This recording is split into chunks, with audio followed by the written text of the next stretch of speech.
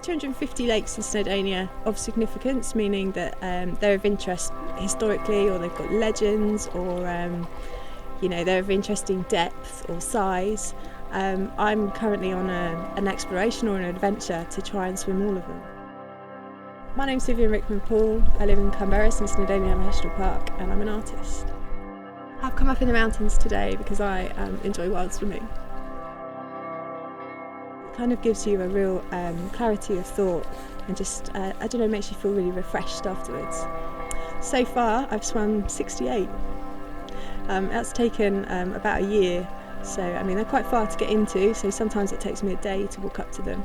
I think it's going to be a long time doing them. I go out wild swimming pretty much every day. My favourite lake so far has been Llyn Llydaw, which is on Snowdon. It's my favourite lake because the colour of the water is just a beautiful kind of azure blue. Its depth, it's really hard to describe. It has like an empty nothingness below the surface, which is something that I crave in swimming. I'm married to a climber and a mountaineer, so before the mountains were about going up to the summits, or they were about climbing pieces of rock. But now I have little interest really in going to the summit of anything. For me, I've discovered a whole new part of the mountains, and that's about going in and discovering the lakes, and it's taken me to totally new areas of the mountains, and that's that whole exploring thing. It's new, and it's discovering the mountains for a totally different reason.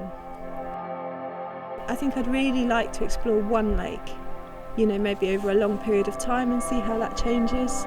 I live really close to Llyn Llydaw, and I'd really like to explore that over a longer period of time. So maybe repeatedly swimming in it every day, just to almost document how it changes. I think that would be really interesting.